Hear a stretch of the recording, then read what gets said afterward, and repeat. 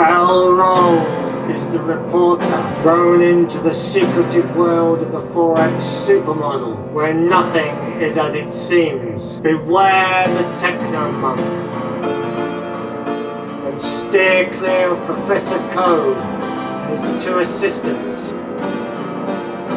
Give the senior trader a wide berth, and don't expect any sense from the risk manager.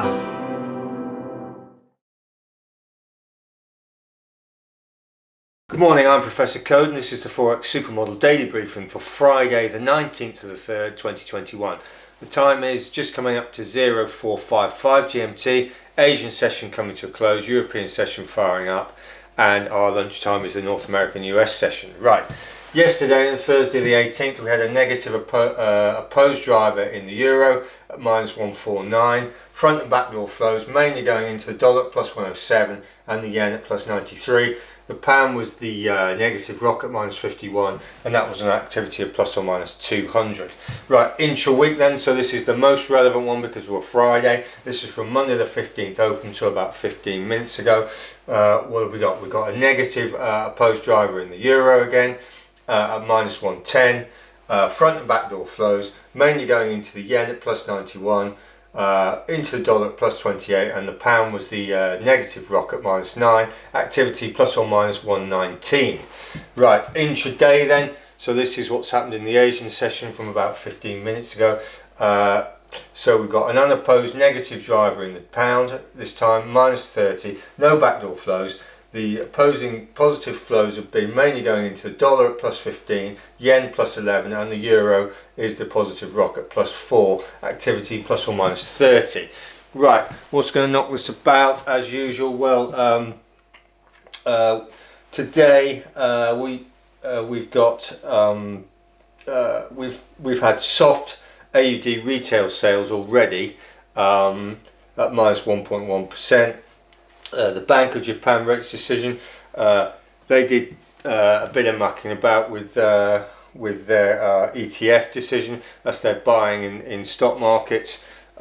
They said they're going to link it to the topics index, which is based, where is it based? It's based around Tokyo, as opposed to the Nikkei, which is a little bit broader.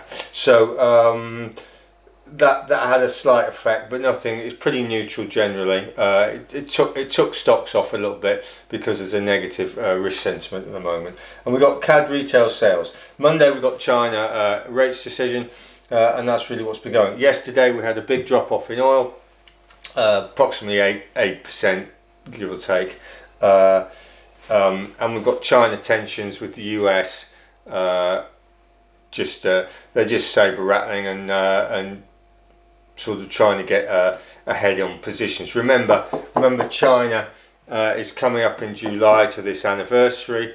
China needs to show how strong it is. It needs to show it's successful, etc. Right, so let's get rid of this and let's look what's been happening in the flows and the wider market. Our trades have improved. We're now about 1,050 points in profit. The peak we've had was about 1,150. So we're getting back there. It's been a pretty bumpy ride, but there you go. We have run it right the way through numerous rate decisions and the Fed. So euro. Euro is strong, except against the New Zealand and the Swiss. The yen is weak, except against the pound, the CAD and the AUD. So notice that the commodity currencies are quite weak. The pound is weak, except against the CAD and the AUD.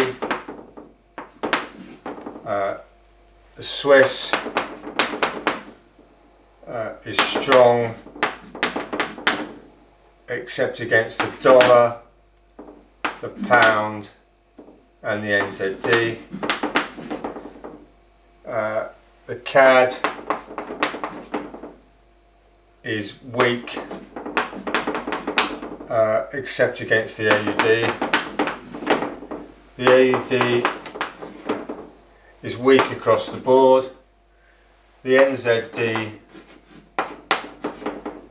is strong across the board, and the dollar is strong except against the euro and the NZD. Right, so what have we got? We've got AUD weakness this morning in the Asian session. We've got New Zealand strength, and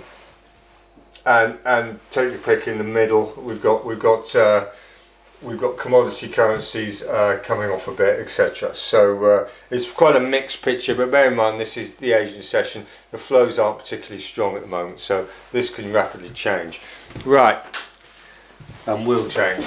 Right, so let's get rid of that. Let's have a look at the asset classes. We'll start with the dollar index then. Dollar index.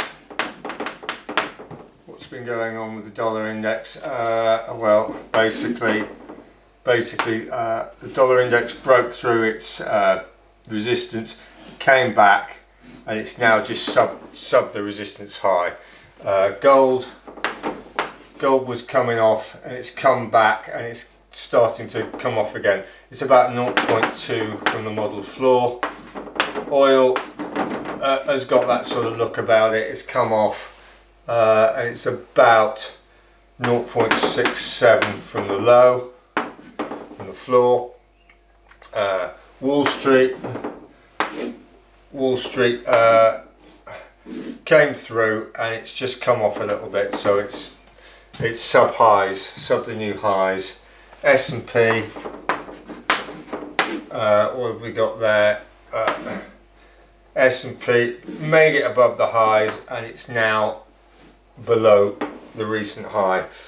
The tech,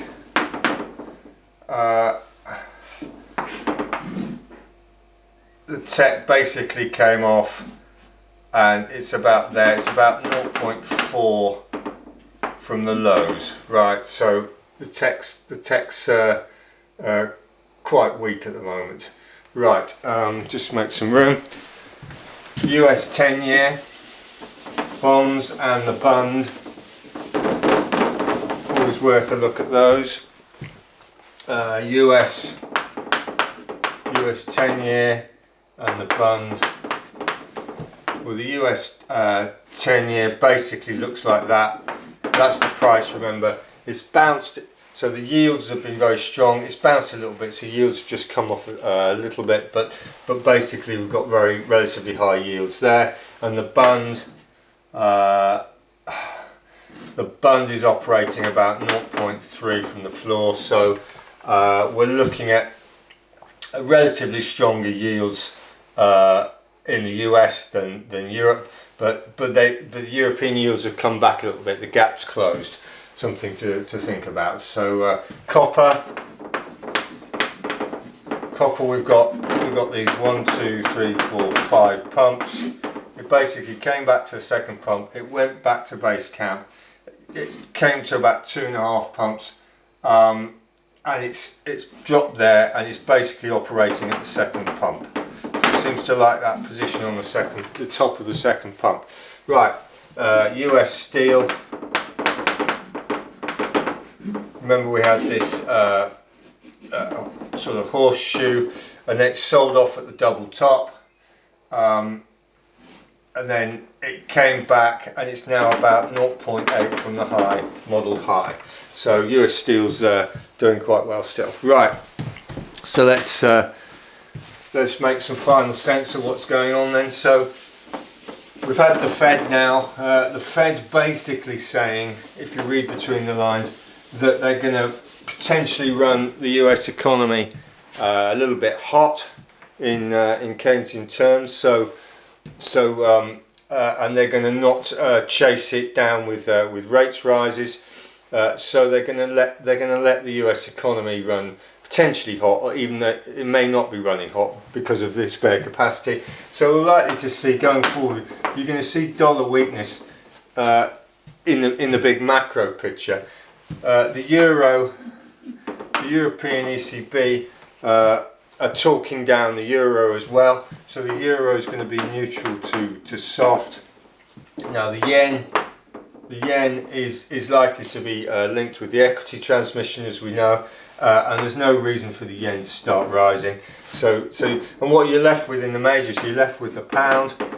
So you've got basically the positive flows are likely to end up in the pound complex, and the commodities. So because of the low dollar environment and the China growth story, so you're going to end up with the CAD, the AUD, and potentially the NZD attracting positive flows. Now, as we said, the NZD is at 67%. The NZD is pretty much cooked. It's got a negative data cycle now. So the place to focus here is the CAD and the AUD. So they're likely to be positive. And the pound is likely to be positive as well. So that ties in with our positions because we're long AUD dollar, and we're short NZD against the euro, the pound, the CAD and the AUD. So should be a big tick for all those positions. So we're currently about 1,050 points up. That should be the ongoing flows into the second quarter. So we're holding the positions, and that's what we suggest. So hope that was useful. See you tomorrow for the weekly review and the data cycle review. If not, see you Monday for the daily briefing. Thank you very much.